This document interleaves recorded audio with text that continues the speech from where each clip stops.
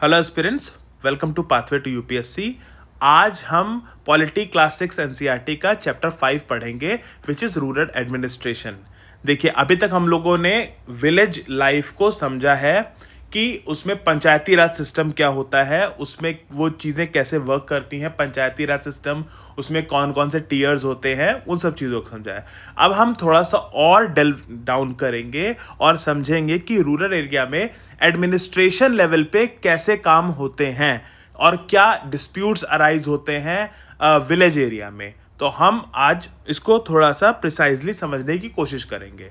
India में 6 lakh villages हैं।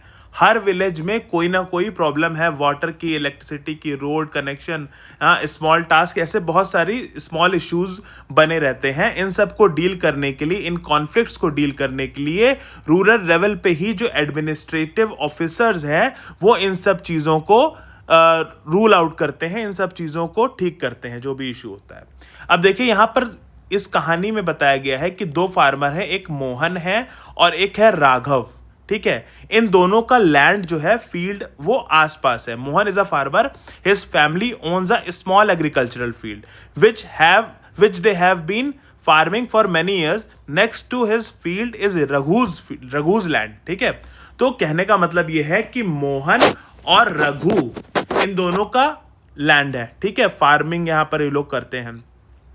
जो मोहन है उसके पास स्मॉल लैंड है और रघु के पास बड़ा लैंड है। तो होता यह है कि रघु, एक बुंड यहां पर शब्द इस्तेमाल किया गया है। बुंड का मतलब कि फील्ड के बीच की जो बाउंड्री होती है, यानी कि एग्रीकल्चरल फील्ड की जो बाउंड्री होती है उसको बुंड कहते हैं। तो उससे लैंड्स डिवाइड होते हैं। अब एक दिन क्या होता है कि रघु जो है वो मोहन की बाउंड्री के अंदर ट्रेसपास करता है और अपने एरिया को एक्सटेंड करने की कोशिश करता है।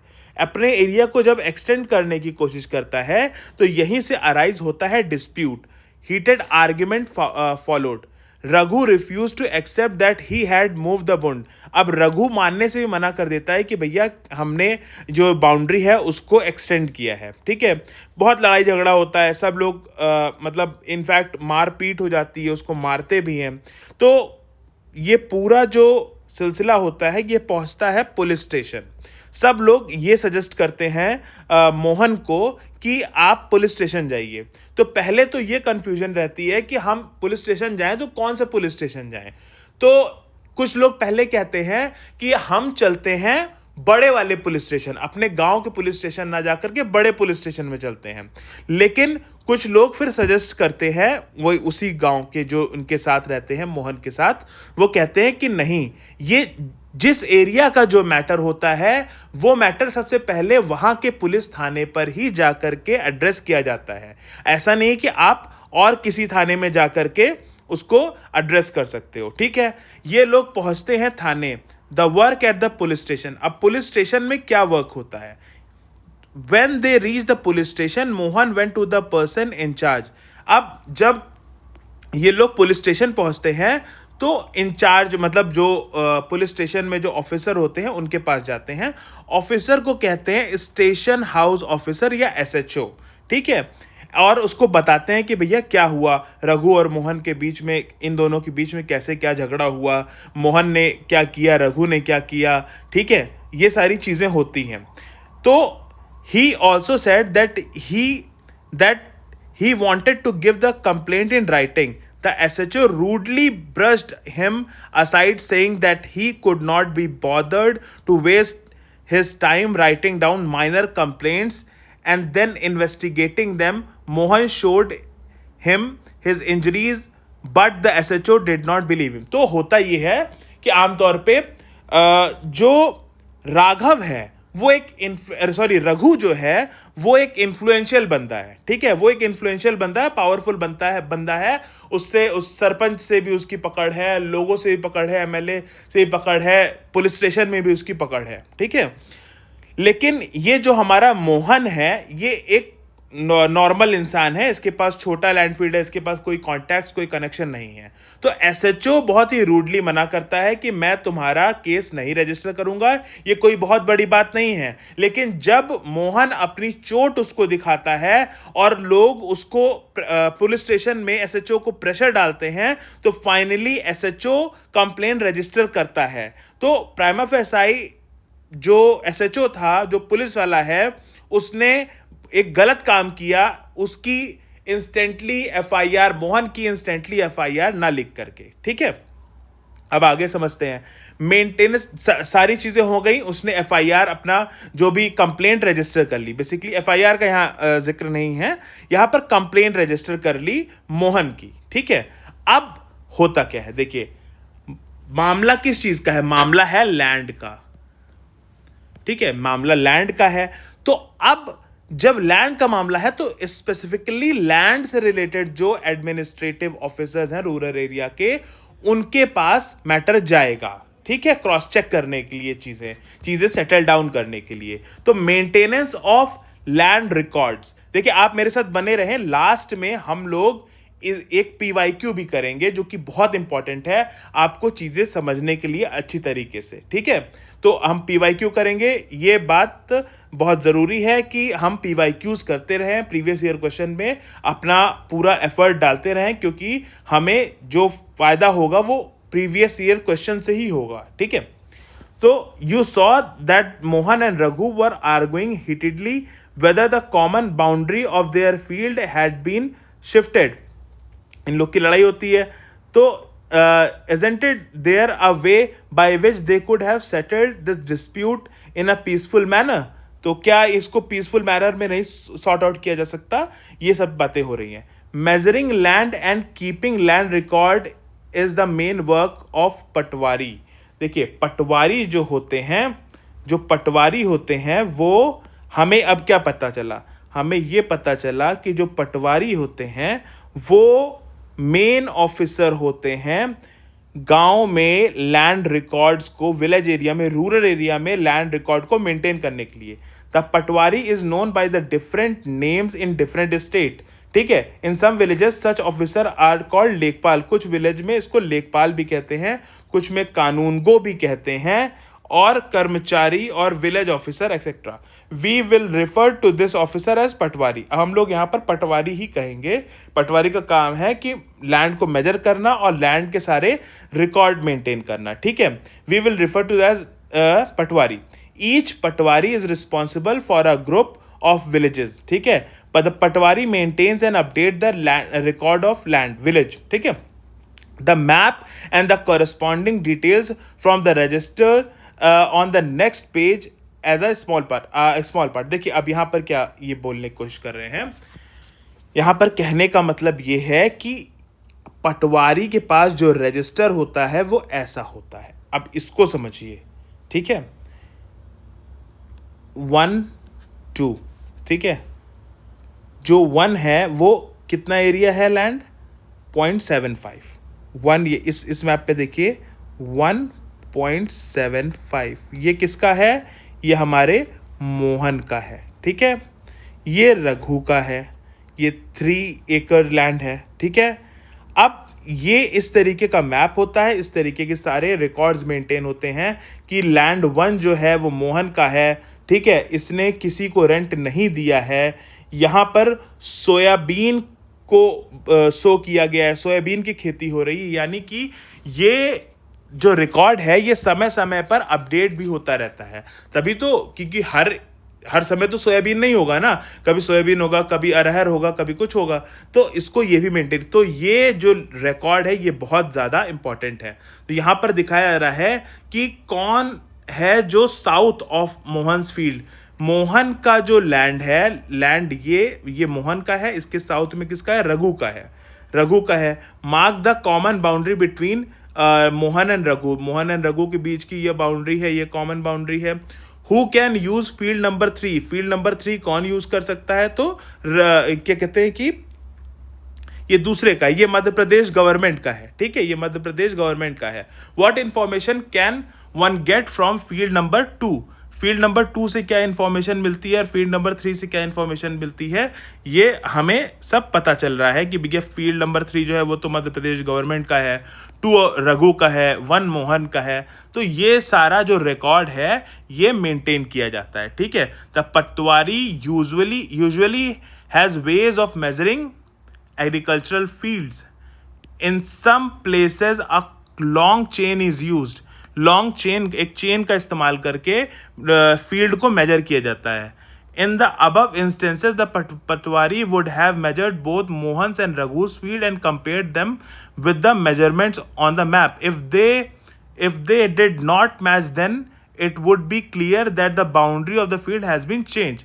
अगर ये चीज़ मैच नहीं होती है, वो मिलाएंगे भैया, नापेंगे, मेजर करेंगे। अगर वो नहीं होती है मैच, तो फिर जाहिर सी बात है कि भैया जो बाउंड्री है उसको शिफ्ट किया गया है। The patwari is also responsible for organising the collection of land revenue. देखो जो बहुत बड़े फार्मर्स होते हैं, जिनका लार्ज स्केल पे जो बहुत बड़ा लैंड होता है, वो लैंड रेवेन्यू भी देते हैं, यानी कि एक तरीके से टैक्स भी देते हैं फ्रॉम द फार्मर्स एंड तो पटवारी का काम ये लैंड रेवेन्यू को कलेक्ट करना भी होता है। Providing information to the government about the crop grown in this area. और ये इंफॉर्मेशन जो पटवारी इन लैंड्स की, कि भैया कौन सा क्रॉप इस समय मतलब बोया गया है, वो गवर्नमेंट को इसकी इंफॉर्मेशन पहुंचाते हैं। This is done from the records that are kept and this is why it's important for the patwari to regularly update this. इसलिए ये ज़रूरी होता है पटवारी का कि उसको रेगुलरली अपने रजिस्टर को मेंटेन करता रहे, रिकॉर्ड को मेंटेन करता रहे। Farmers may change the crop grown on their fields और someone may dig a well somewhere. तो इन सारी इंफॉर्मेशंस को पटवारी जो है वो अपडेट करता रहे। तो हमें ये पता चलता है कि पटवारी का जो रोल है वो कितना ज़्यादा इंपॉर्टेंट ऑफिसर है पटवारी, ठीक है।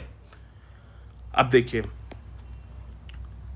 And keeping track of all this is the work of the revenue department. इन सारे चीज़ों का ट्रैक रखने के लिए गवर्नमेंट का जो रेवेन्यू डिपार्टमेंट होता है वो काम करता है। Senior people in this department supervise the Patwari work. और जो पटवारी से ऊपर होते हैं वो पटवारी का काम सुपरवाइज करते हैं। अब ये वाला पैराग्राफ पढ़िए। All states in India are divided into districts. All states in India are divided into districts. For managing matters related to the land these districts are further subdivided. मान लीजिए कि district है और district में manage करने के लिए अच्छे से उसको और डिवाइड किया गया है। भाई जितने छोटे लेवल पे चीज़ें होती हैं उतने प्रिसाइजली हम उसको ऑब्जर्व कर सकते हैं, उसमें अच्छे से उसको डेवलप कर सकते हैं। These subdivisions of district are known by different names such as tehsil, taluka. अब ये जो डिवीजन हुआ है डिस्ट्रिक्ट के अंदर, इसको तहसील भी कह सकते हैं, तालुका भी कह सकते हैं। At the head is the district collector. और इन सब के ऊपर कौन होता है? डिस्ट्रिक्ट कलेक्टर होता है। And under her are the revenue officers. और डिस्ट्रिक्ट कलेक्टर के अंदर रेवेन्यू ऑफिसर्स होते हैं, वो लोग काम करते हैं। Also known as tahsildar. इन रेवेन्यू ऑफिसर्स को तहसीलदार कहते हैं। They have to hear the disputes. वो लोगों के डिस्प्यूट्स, जैसे मोहन और ये अपने रघु का जो डिस्प्यूट था, इसको कौन सुनते हैं? तहसीलदार सुनेंगे। पटवारी के ऊपर tehsildar. They also supervise the work of the patwari and ensure that records are properly kept. Land revenue is collected. They make sure that farmers can easily obtain a copy of their record. कितनी important बात है। ये लोग, ये जो तहसीलदार होते हैं, ये मेक श्योर करते हैं कि फार्मर्स को उनके जो लैंड रिकॉर्ड की कॉपी मिलनी चाहिए। Student can obtain their caste certificate. अब यहाँ पर देखिए, ओबीसी हैं अगर आप, तो क्रीमी लेयर में है या नॉन क्रीमी लेयर में है, ये बात इस चीज़ पे डिपेंड करती है कि भैया आपके कितनी सोर्स ऑफ इनकम है और आपकी कितनी हैसियत प्रमाण पत्र के हिसाब से भी आपको ओबीसी का स्टेटस होता है, क्रीमी और नॉन क्रीमी लेयर का, ठीक है। तो the tehsildar's office is where land dispute are also heard. तो तहसीलदार के ऑफिस में लैंड का डिस्प्यूट को सुना जाता है, समझा जाता है कि भैया क्या प्रॉब्लम चल रही है। अब देखिए यहाँ पर क्या बताया जा रहा है कि farmer often require a copy of their land record together with a map. ठीक है, फार्मर को कॉपी दिया जाएगा अपने लैंड रिकॉर्ड का और मैप भी दिया जाएगा as shown in the previous illustration. They have a right to this information. They may have to pay a small fees for this. ठीक है, फी देनी पड़ेगी, हो सकती है थोड़ी बहुत, 200-400-500 जितना भी, However, this information is not easily made available, and farmers sometimes have to face many problems to get it. बहुत बार problem होती है farmers को इसको ले पाने में. In some states, records are not being computerized and also kept at panchayat office so that they are more easily available and regularly updated. जो पंचायत का ऑफिस होता है, कभी कभी उस ऑफिस में भी ये इन रिकॉर्ड्स को दे दिया जाता है ताकि लोगों को ईजिली अवेलेबल रहे. तो देखिए कितना ज़्यादा इम्पॉर्टेंट है ये, इस चीज़ को कितना फोकस किया जा रहा है कि फार्मर्स को उनके लैंड का जो रिकॉर्ड है उसकी पूरी इंफॉर्मेशन उनके पास रहे ताकि डिस्प्यूट ना हो. when do you think farmer may require a copy of record? The study the following situation. अब देखिए फार्मर को लैंड का अपना जो रिकॉर्ड क्यों कब चाहिए होता है. Farmer wants to buy a plot from another. जब एक फार्मर को दूसरे फार्मर से, मान लो क्या और किसी से लैंड चाहिए हो, लैंड खरीदना हो. Farmer want to sell his produce to another. किसी को अपने खेत में जो क्रॉप उगी है उसको वो किसी को बेचना चाह रहे हैं. लोन चाहिए उनको, ठीक है. फर्टिलाइजर परचेज करना चाह रहे हैं. Want to divide their property among the children. अगर प्रॉपर्टी डिवीजन का केस है, अब प्रॉपर्टी डिवीजन की यहाँ बात है तो कितना इंपॉर्टेंट सोशल जस्टिस का मैटर सामने आया है. वो ये है कि डॉटर्स की क्या सिचुएशन है when it comes to the father's property. यहाँ पर एक पोयम है, पोयम ये कह रही है कि एक डॉटर ने लिखा है. वो डॉटर ये कहना चाहती है कि मेरे फादर की प्रॉपर्टी में मेरा क्या हिस्सा है, मेरा क्या राइट है. बेसिकली ये डॉटर्स विश नाम से एक पोयम है. अब इस मैटर को और अच्छे से समझते हैं. What is the right of a girl child of a daughter in her father's property. तो 2005 में हिंदू सक्सेशन अमेंडमेंट एक्ट आया. Often when we think of farmers who own land we think of man.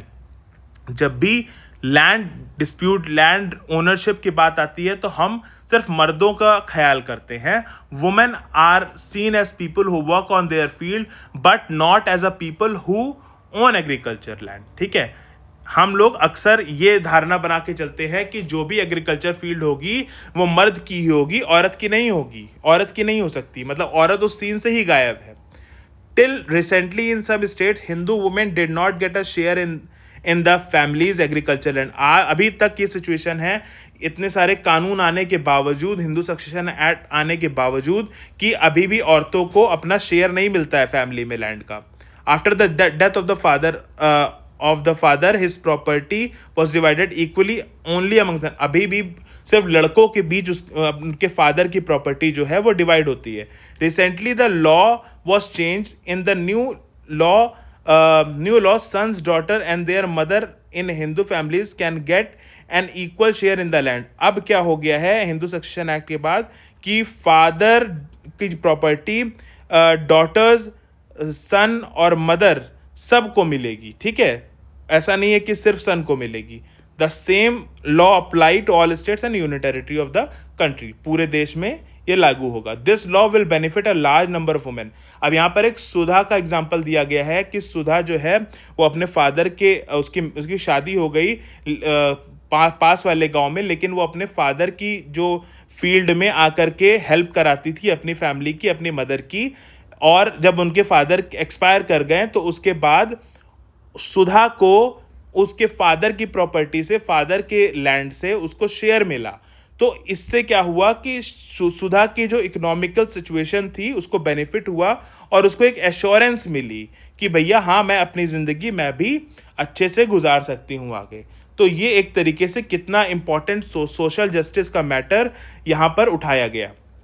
इसीलिए मैं कहता हूँ कि NCERTs are the book well researched and they use to tell the story in a very precise and very crisp and very effective manner. So we must read NCERTs and we should never underestimate NCERT when it comes to understand a particular topic or any particular issue. So there is another thing which is given. This chapter has looked at some of the administrative work of the government. हमने इस chapter में administrative work of the government समझा rural level पे, गांव के level पे। The first example related to the maintaining law and order and the second maintaining land. पहला example जो हम लोगों ने समझा कि भैया पुलिस वाले के पास जाते हैं तो क्या पुलिस वाला कैसा बिहेव करता है, फिर उसके बाद पुलिस कंप्लेंट को रिकॉर्ड करता है, ठीक है। फिर उसके बाद हम लोग लैंड रिकॉर्ड के मामला समझते हैं, वहाँ पर पटवारी सीन में आता है। पटवारी लैंड रिकॉर्ड को मेंटेन करने वाला होता है, लैंड को मेजर करेगा। तहसीलदार पटवारी को सुपरवाइज करेगा, सुपरिटेंडेंट ऑफ पुलिस होंगे, वो सारी चीज़ों को सुपरवाइज करेंगे, लॉ एंड ऑर्डर को मेंटेन करेंगे। तो ये सारी बातें यहाँ पर करी गई हैं। These services have to be used and made to function according to the laws that have been framed for them. You have probably seen many other public services and facilities provided by various department of the government. तो कहने की बात यह है कि अलग अलग officers का अपॉइंटमेंट होता है गवर्नमेंट के द्वारा अलग अलग इश्यूज को डील करने के लिए। Do the following exercise for your village by revisiting a nearby village और looking at your own area. तो ये सारी चीज़ें अब देखिए, इसमें क्या है कि फेयर प्राइस शॉप, ठीक है, बैंक, पुलिस स्टेशन, ये सारे list the public services in the village area such as. अब ये सारी पब्लिक सर्विसेज एरिया कौन से विलेज में होती है, कौन सी नहीं होती है, ये सारी बातें यहाँ पर करी गई हैं। इसको आप एज एन एक्सरसाइज कर सकते हैं। अब हम एक PYQ करने जा रहे हैं, जो कि हम पिछले चैप्टर से यानी कि पंचायती राज सिस्टम से हमने पंचायती राज सिस्टम से हम एक क्वेश्चन सॉल्व करेंगे, ठीक है। तो what is the system of governance in the Panchayati Raj setup, ये 1996 का क्वेश्चन है। तो पंचायती राज सिस्टम मतलब what is the system of governance, what is the system of governance, governance का क्या सिस्टम है पंचायती राज सेटअप में। तो पहला स्टेटमेंट पढ़ते हैं, single tier structure of local self government at the village level. क्या सिंगल टीयर होता है? नहीं। 2-tier system of local self government at the village and block level. 2-tier system होता है? नहीं। 3-tier structure of local self government at the village, block and district level. Yes, it is the correct answer. 4-tier system of local self government, no. तो C is the correct answer. हम लोगों ने आज एक PYQ भी किया। आप कभी भी PYQ को और NCERT को अंडर एस्टिमेट मत करिएगा, specially when it comes to government exams. तो होप कि आपको ये चैप्टर अच्छे से समझ में आया होगा कि रूरल एडमिनिस्ट्रेशन कैसे चलता है। तो आप मेरे साथ बने रहें। Thank you.